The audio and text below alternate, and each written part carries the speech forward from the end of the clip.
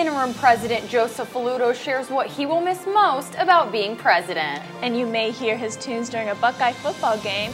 We have an interview with the man behind the music, who's a Buckeye himself. Plus, the founder of Reddit was here. And an interview with the most famous roomies on campus about Taco Tuesday. All that and more starts right now.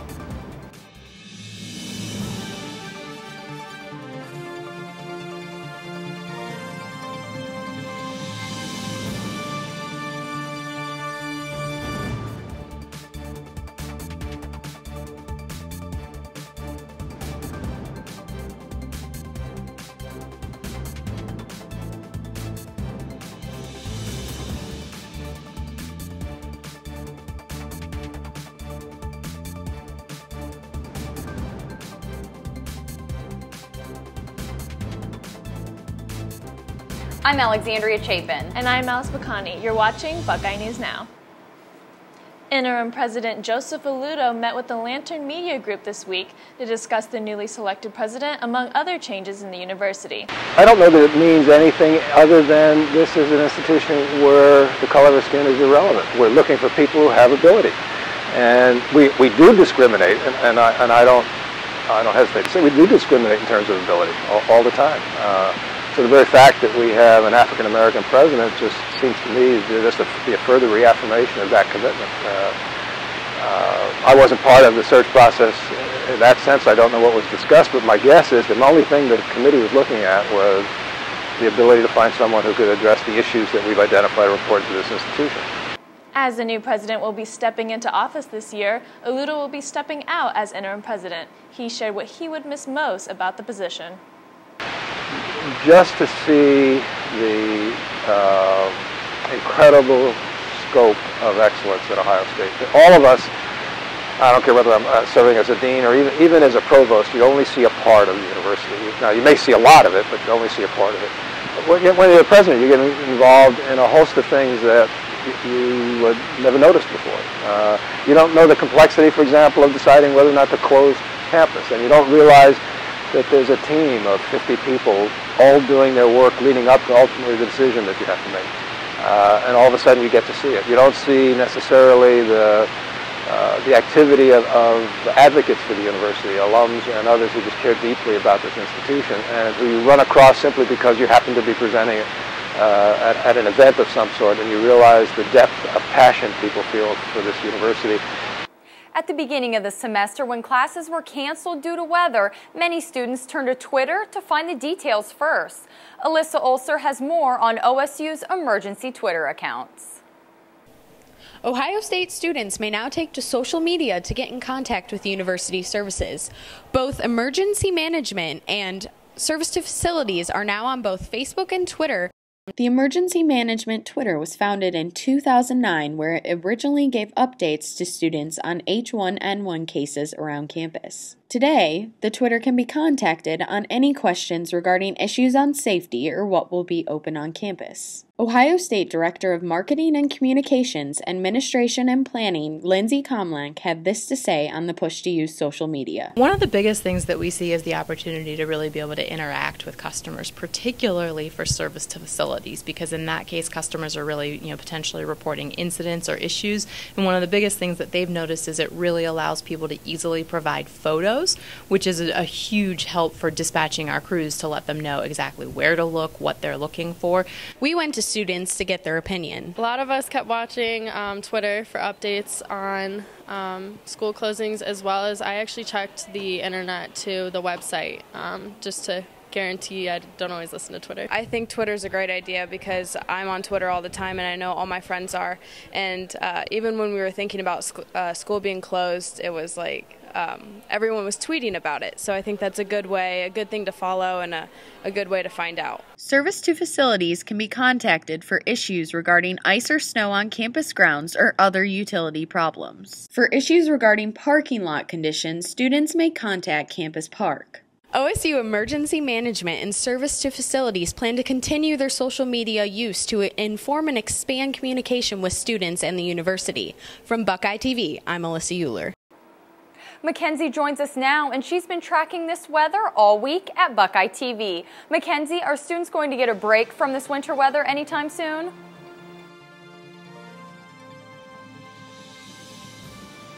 Alex, it actually looks like we're going to have that warm-up that we've all been waiting for. We can look forward to mid-40-degree temperatures for next week. I have it laid out all in your full weather forecast coming up. Mackenzie will join us later in our broadcast with a full weather forecast. The co-founder of the site Reddit, Alexis Ohanian, came to campus this week to talk about creating Reddit and advice for students pursuing their own ideas. Ohanian talked about the challenges he faced when creating the site, but also said that many college students today have much more resources for starting their own ideas. I found myself on message boards, emailing nonprofits and saying, hey, I want to build a website for you. And they were happy. They were thrilled. I didn't charge them anything. I wanted the experience. I was enjoying the thrill of knowing these adults had no idea I was this dorky kid in my room making a website for them. I had value. I had power because they needed my services. And this was something that I was lucky enough to get in my teens. Most of you grew up with this, right? We have a different kind of fluency, our millennial generation. Those of us lucky enough to grow up with this technology have a kind of fluency that is so valuable. A former Ohio State student, now turned rapper, Mecca Don, was in studio with us this week for an exclusive interview. He discussed his career and other upcoming projects. He also talked about how he started licensing music for Ohio State. Don has several songs, including Juice, that can be heard energizing the fans at any home Buckeyes game. You know, I ended up doing licensing deal with Big Ten Network, with SEC Network, a lot of different networks. And then President Gee, you know, he kind of got wind of all this stuff that I was doing, you know, MTV, ESPN. He said, whoa, this guy's a Buckeye. We need to bring him back in here and get him to do some stuff with us. And so that conversation kind of led to more conversations and eventually led to a licensing agreement with Ohio State. And that's how we have Juice as the official football anthem that plays in the stadium, and Go Nuts and Let's Go Ohio, which are officially licensed OSU products. So for us, it's exciting because obviously I'm a Buckeye, so that's like great to have my songs playing in the stadium. But then also, you know, from a even, you know, bigger perspective than that, we believe that this is probably the first time that the university has probably done a licensing deal with a hip-hop artist, you know, for a number of different reasons, as you can imagine.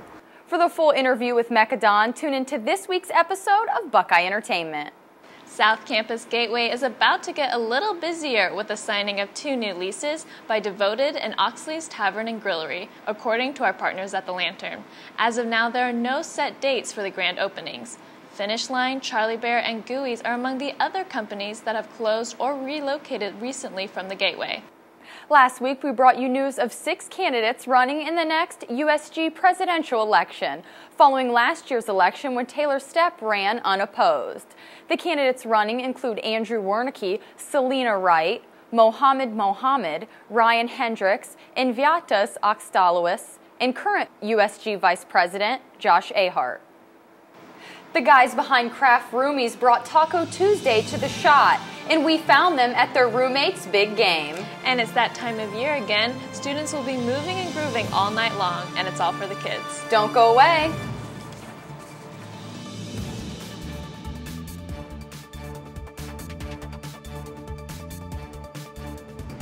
Welcome back. It started as a simple taco night for OSU point guard Aaron Craft and his roommates. But now the whole Nut House can participate in Taco Tuesday with Aaron. Alice Bacani has this story from The Shot. It's Taco Tuesday at The Shot, and while Aaron Craft is busy scoring points on the court, his roommates are scoring points for charity. During the Ohio State-Michigan game, Buckeye fans at The Shot got to join in on Taco Night by getting tacos and T-shirts whose proceeds went to Life Sports.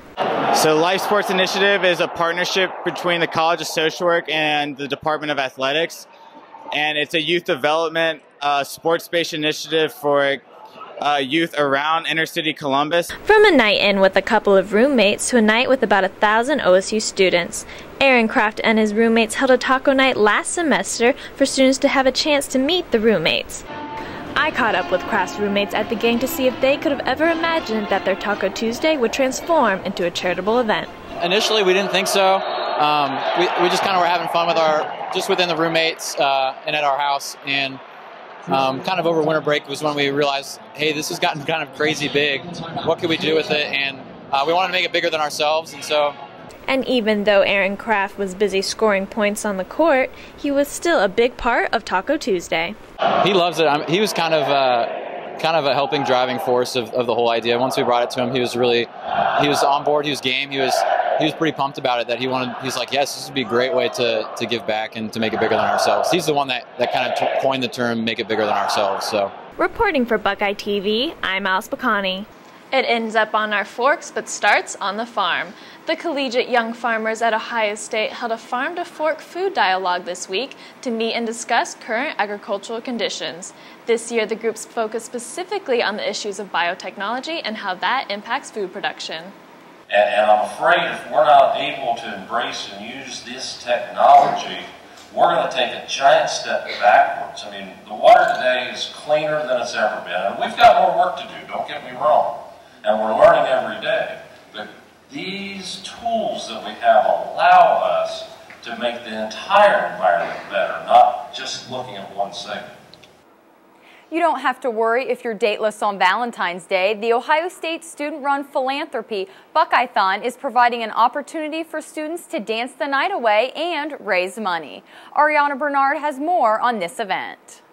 Ohio State students are getting ready to dance until they drop as they prepare for the Buckeye-thon annual dance marathon. The marathon has become one of Ohio State's top events since it first began in 2002 and has raised over $600,000 for the Hematology, Oncology, and Bone Marrow Transplant Division at Nationwide Children's Hospital. This year, the bar has been set even higher than last year. So our goal is $750,000, which is just over about a 20% increase from the $608,000 of last year.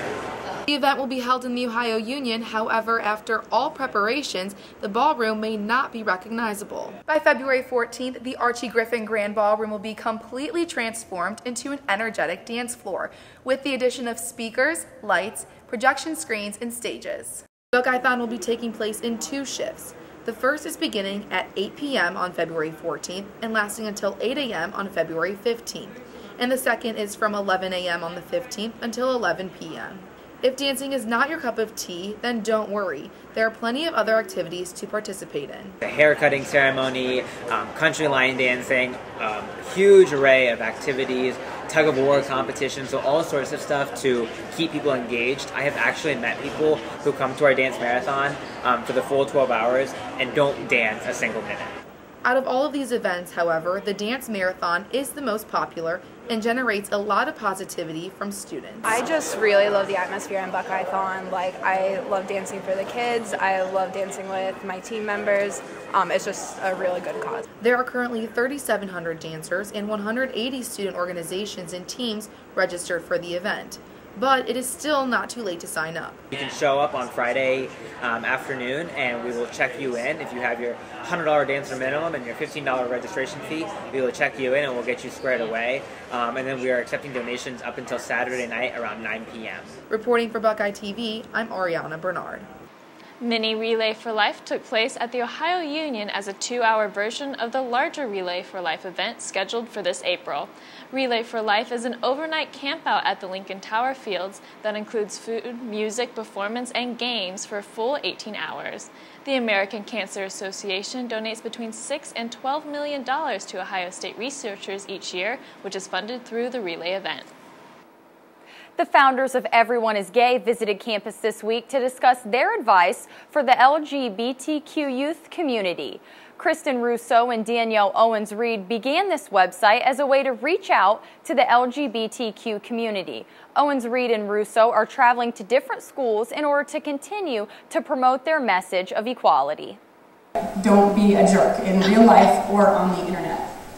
For some of you, that might be the extent of your change making. And honestly, if you can really do that, like if you can really be a kind person in every aspect of your life, I'm happy. Me too. Obviously, though, there are a ton of other ways that we can continue to work together to bring change. Our meteorologist Mackenzie Bart joins us now with your full weekend weather forecast. Mackenzie, what can we expect the rest of the week?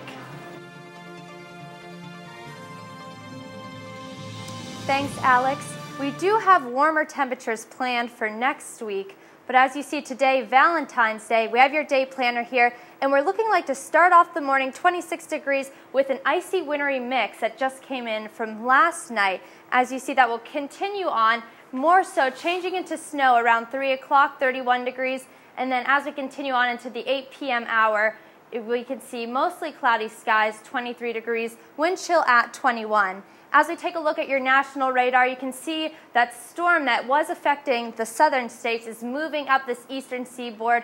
But what we want to take a look at here is the storm system that's moving into the east right here that's bringing us not only those icy, wintry mix, but some snow as well. You can take a look at that as we look at our surface map, this cold front connected to this warm from here, brought down by this low pressure system. But for tonight, for Valentine's Day, if you have any plans, you're looking at a chilly night, 11 degrees. Early evening, you can see some snow flurries. Winds from the northwest, 10 to 13 miles an hour. Then for Saturday, a high of 23, mostly cloudy skies. There's a possibility of some evening snow flurries. Winds from the west, 6 to 9 miles an hour. Now let's take a look at your 5-day forecast. Saturday, a low of 16. Sunday, high of 30, low of 20. Mostly cloudy skies. Starting back classes on Monday and Tuesday, you can see there's a chance of a wintry mix. That as the temperatures are warmer, that snow will convert over into rain. Wednesday, you see temperatures are even warming up even more. A high of 43, low of 34, mostly cloudy skies. That's your Buckeye News Now weather update. Back to you guys in the studio. When we return, we're joined by our sports director, Franz Ross. And Margaritaville is back. Stay tuned.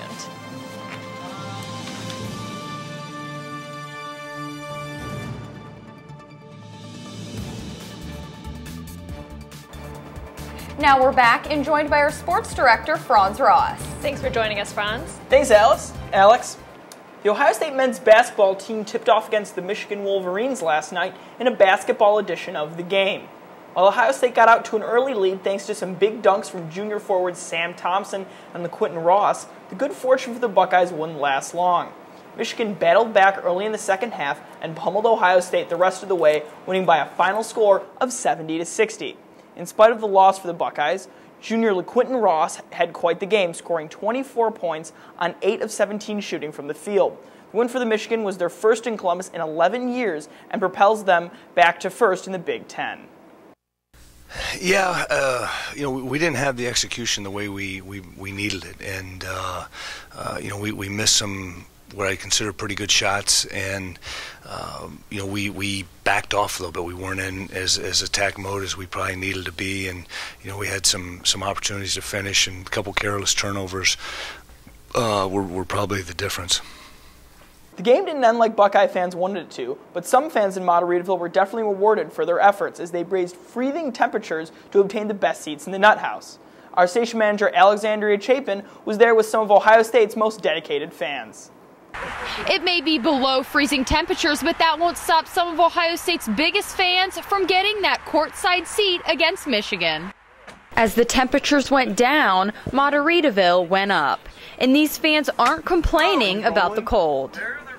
Play some cornhole, maybe sled some more if we can find something to sled on, and just have a good time. Last year our longest camp out was 5 nights. This year this is the longest one so far. A couple people have been out here 2 nights, the rest of the people 1 night. Those fans went from camping to courtside, and it was worth it for them when they scored those seats. For a while, it felt nice, like getting with the 0-degree sleeping bags and everything. It felt nice, but around 2 in the morning, it got bad. But you got to brave it out. Most definitely. We hate Michigan. I mean, I've been in this seat every game, so got to keep the tradition going. And mainly we hate Michigan. I always like to be near the front of the line. I like to heckle the opposing coaches. I sit in pretty much the same seat every single game, so I want to make sure I get that spot. It's right on the edge of the coach's box, so I can yell at them as much as I want to. Unfortunately for these fans, those chants coming from behind the Michigan coaches weren't enough to seal a Buckeye victory. Reporting for Buckeye TV, I'm Alexandria Chapin. The Ohio State women's basketball team took the court this past Sunday, taking on the Penn State Nittany Lions at the Schottenstein Center. After playing very well in the first half, the Buckeyes find themselves down just 2 points heading into the locker room. As they headed back onto the court, however, the momentum was no longer in their favor. Penn State dominated Ohio State in the second half, doubling their point total with 36-18 in the second half, and put the Buckeyes away for a final score of 74-54. For Ohio State, Amherst Alston and Raven Ferguson each scored 16 points, and the Nittany Lions senior guard, Maggie Lucas, finished with 23 points to lead all scorers on the night. We turned it. The one thing I think from a mental standpoint, we had way too many turnovers, and they really made us pay in transition. That was a huge stat. I think I don't think today was a lack of physical effort or want to. Mentally, like I said, when we made mistakes, usually resulted in turnovers, which they made us pay. And then we had opportunities to make shots, we should make them. In a bit of some breaking baseball news, Derek Jeter has announced that he will retire following the upcoming 2014 season. The iconic New York Yankee shortstop has played in the Bronx for the past 19 seasons, winning 5 World Series, being selected to 13 All-Star games, and earning 5 Gold Gloves. That's all we have for you this week on Buckeye News Now. Be sure to like us on Facebook and follow us on Twitter. Thanks for watching.